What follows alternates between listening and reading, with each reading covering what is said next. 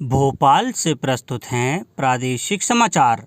नमस्कार, समाचारों के साथ मैं जितेंद्र रघुवंशी। पहले मुख्य समाचार।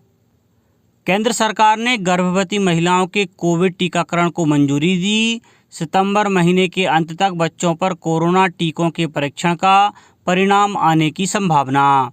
कोरोना के इलाज में मील का पत्थर साबित हो रहे हैं कोविड केयर सेंटर, कहा मुख्यमंत्री श्री शिवराज सिंह चौहान ने। केंद्रीय शिक्षा मंत्री रमेश पोखरियाल निशंक ने कहा, सीबीएसई की 12वीं बोर्ड की वैकल्पिक परीक्षा का आयोजन अगस्त महीने में किया जा सकता है। और स्मार्ट सिटी अवार्ड्स कॉन्टेस्ट 2020 में इंदौर को मिला प्रथम स्थान। अब समाचार विस्तार से। केंद्र सरकार ने गर्भवती महिलाओं के कोविड टीकाकरण को मंजूरी दे दी है। Indian council of medical research के महानिदेशक डॉक्टर बलराम भार्गव ने ये जानकारी दी। उन्होंने बताया कि इस संबंध में स्वास्थ्य मंत्रालय ने दिशा निर्देश जारी कर दिए हैं। डॉक्टर भार्गव ने बताया कि अध्ययनों में कोविड टीके को गर्भवती महिलाओं पर सुरक्षित पाया गया है। महानिदेशक ने बताया कि देश में बच्चों पर कोरोना टीकों का परीक्षण जारी है और इसका अंतिम परिणाम सितंबर महीने के अंत तक आने की संभावना है। डॉक्टर भार्गव ने कहा कि बहुत छोटे बच्चों को कोविड वैक्सीन की जरूरत पर भी अध्ययन किया जा रहा है। उन्होंने बताया कि देश में उपयोग में लाए जा रहे कोविड के 2 टीके कोविशील्ड और कोवैक्सीन कोरोना के विभिन्न स्वरूपों पर प्रभावी पाए गए हैं। ये दोनों ही वैक्सीन अल्फा, बीटा और गामा पर समान रूप से प्रभावी हैं। उन्होंने बताया कि भारत में डेल्टा प्लस वेरिएंट के 48 मामलों की पुष्टि हुई है।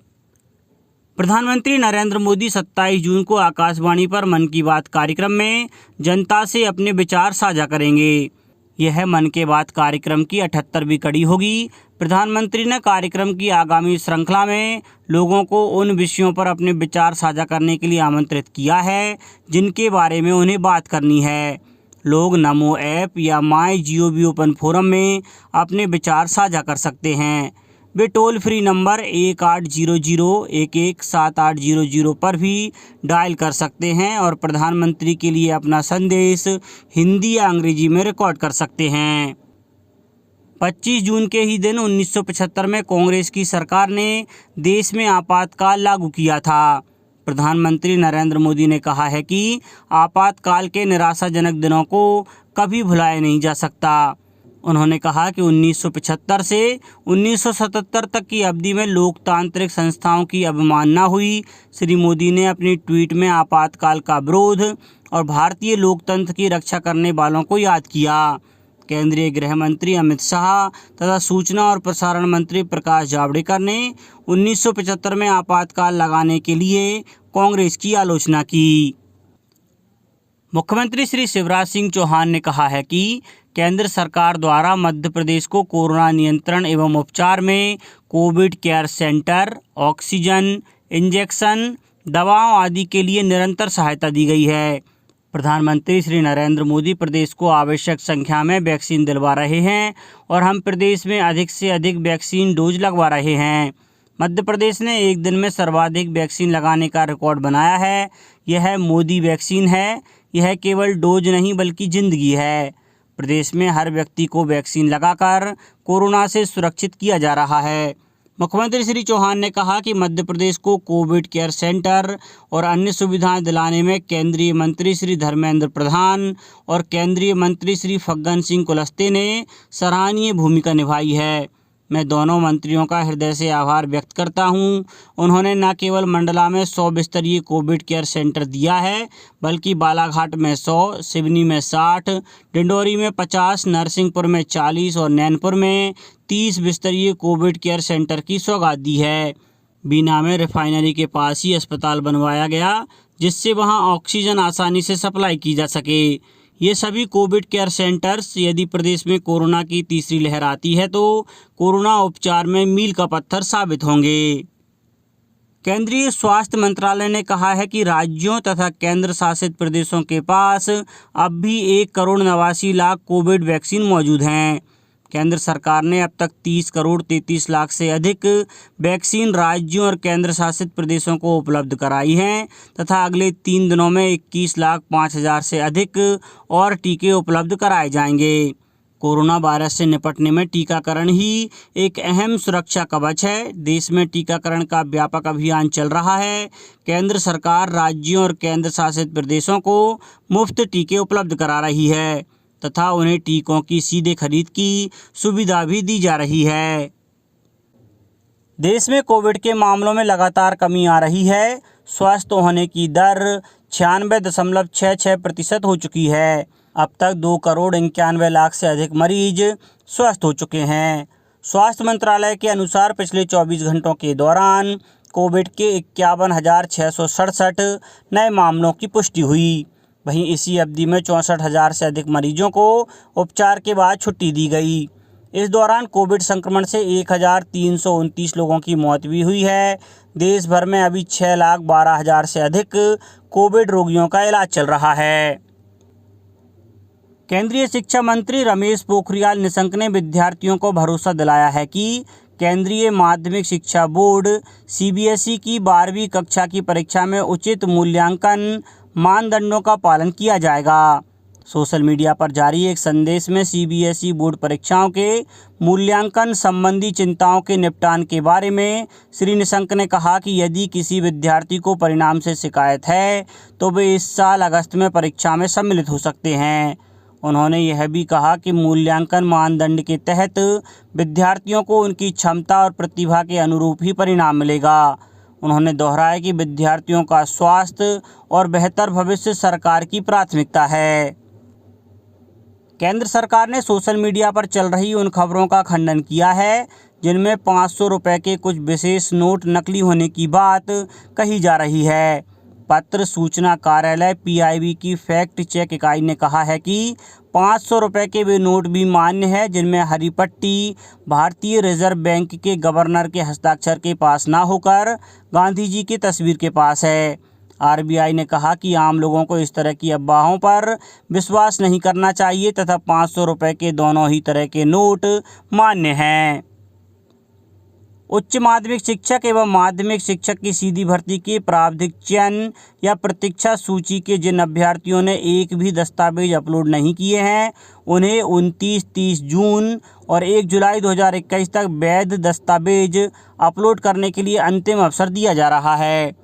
आयुक्त लोक शिक्षण श्रीमती जयश्री कियावत ने बताया कि जिन अभ्यर्थियों द्वारा इन तिथियों में MP ऑनलाइन पोर्टल पर दस्तावेज अपलोड किए जाएंगे उनका दस्तावेज सत्यापन चयनित जिले के सत्यापन केंद्र पर 5 जुलाई 2021 को किया जाएगा। संबंधित अभ्यर्थी मूल दस्तावेज के साथ उपस्थित होकर सत्यापन अधिकारी से दस्तावेज सत्यापन अनिवार्य रूप से करा लें, अन्यथा अभ्यर्थिता स्वतः निरस्त मानी जाएगी।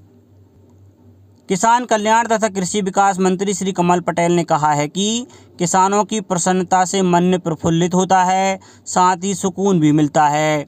श्री पटेल शुक्रवार को शाहगंज के ग्राम मकोड़िया में मूंग उपार्जन केंद्र का शुभारंभ समारोह को संबोधित कर रहे थे। उन्होंने बुधनी के जर्रापुर घाट में नर्मदा मैया की पूजा अर्चना भी की। मंत्री श्री पटेल ने ग्राम मकोड़िया के वेयर हाउस में मूंग उपार्जन केंद्र का शुभारंभ करते हुए कहा कि 900 किसानों ने अपना पंजीयन इस केंद्र पर कराया है। क्षेत्र के लगभग 20 गांवों में 1300 हेक्टेयर में मूंग की फसल बोई गई है। श्री पटेल ने उपार्जन केंद्र पर मौजूद किसानों का सम्मान किया। किसानों ने सरकार द्वारा उनके हित में लिए जा रहे निर्णयों की सराहना की। माइक्रो ब्लॉगिंग साइट ट्विटर ने अमेरिका के डिजिटल मिलेनियम कॉपीराइट कानून का कथित रूप से उल्लंघन करने पर कल संचार और सूचना प्रौद्योगिकी मंत्री रविशंकर प्रसाद का ट्विटर अकाउंट लगभग 1 घंटे के लिए बंद कर दिया। श्री प्रसाद ने इस पर आपत्ति जताते हुए कहा कि यह सूचना प्रौद्योगिकी नियमावली 2021 का उल्लंघन है, क्योंकि ट्विटर ने उनका अकाउंट बंद करने से पहले उन्हें कोई सूचना नहीं दी। केंद्रीय मंत्री ने एक बयान में इसे ट्विटर की मनमानी बताते हुए कहा कि इससे साफ पता चलता है कि ट्विटर ने नई नियमावली का पालन क्यों नहीं किया। श्री प्रसाद ने कहा कि इस नियमावली से ट्विटर किसी भी व्यक्ति का मनमाने तरीके से अकाउंट बंद नहीं कर पाएगा। श्री प्रसाद ने कहा कि ट्विटर को नए सूचना प्रौद्योगिकी नियम का पालन करना ही होगा और इस मामले में कोई समझौता नहीं किया जाएगा। मुख्यमंत्री श्री शिवराज सिंह चौहान ने India smart city awards contest 2020 में ओवरऑल इंदौर को प्रथम स्थान, प्रदेश की 5 स्मार्ट सिटी को 11 अवार्ड और राज्यों की श्रेणी में मध्य प्रदेश को द्वितीय स्थान प्राप्त होने पर बधाई दी है। नगरीय विकास एवं आवास मंत्री श्री भूपेंद्र सिंह ने भी इस उल्लेखनीय उपलब्धि के लिए पूरे स्टाफ की सराहना की है। उन्होंने सागर सहित भोपाल, इंदौर, ग्वालियर और जबलपुर के प्रशासन और स्थानीय लोगों को भी इस कामयाबी के लिए बधाई दी है। इंदौर के साथ ही सूरत को भी प्रथम स्थान मिला है। स्मार्ट सिटी मिशन के 6 वर्ष पूरे होने पर भारत सरकार के आवासन और शहरी कार्य राज्य मंत्री श्री हरदीप सिंह पुरी ने वर्चुअल मीट के माध्यम से आयोजित कार्यक्रम में इंडिया स्मार्ट सिटी कॉन्टेस्ट 2020 के परिणाम घोषित किए। अब बात मौसम की। प्रदेश में मानसून आने के साथ ही बारिश का सिलसिला जारी है।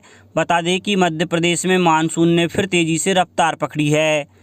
मिली जानकारी के मुताबिक मध्य प्रदेश के कई हिस्सों में अगले 24 घंटों के दौरान भारी से अति भारी बारिश हो सकती है। मौसम विभाग ने कई जिलों में भारी बारिश का अलर्ट जारी किया है। इस संबंध में मौसम विभाग ने मध्य प्रदेश के रीवा और महाकौशल संभाग के कई जिलों में अति भारी बारिश का अलर्ट दिया है। वहीं होशंगाबाद और झाबुआ में भारी बारिश का अलर्ट जारी है। मौसम विभाग के अनुसार पूरब पश्चिम ट्रफ लाइन गुजरात दक्षिणी एमपी से झारखंड तट तक है। इसके कारण भारी बारिश की संभावना बन गई है। विज्ञान केंद्र के पूर्व वरिष्ठ मौसम विज्ञानी अजय शुक्ला ने बताया कि शुक्रवार शनिवार को होशंगाबाद, रीवा, शहडोल, सागर, जबलपुर, भोपाल, इंदौर, उज्जैन, ग्वालियर एवं चंबल संभाग के जिलों में कहीं कहीं गरज चमक के साथ बारिश की संभावना है। अंत में मुख्य समाचार एक बार फिर। केंद्र सरकार ने गर्भवती महिलाओं के कोविड टीकाकरण को मंजूरी दी। सितंबर महीने के अंत तक बच्चों पर कोरोना टीकों के परीक्षण का परिणाम आने की संभावना। कोरोना के इलाज में मील का पत्थर साबित हो रहे हैं कोविड केयर सेंटर, कहा मुख्यमंत्री श्री शिवराज सिंह चौहान ने। केंद्रीय शिक्षा मंत्री रमेश पोखरियाल निशंक ने कहा सीबीएसई की 12वीं बोर्ड की वैकल्पिक परीक्षा का आयोजन अगस्त महीने में किया जा सकता है। और स्मार्ट सिटी अवार्ड कॉन्टेस्ट 2020 में इंदौर को मिला प्रथम स्थान। इस बुलेटिन में इतना ही। घर पर रहिए, सुरक्षित रहिए और सुनते रहिए प्रादेशिक समाचार। नमस्कार।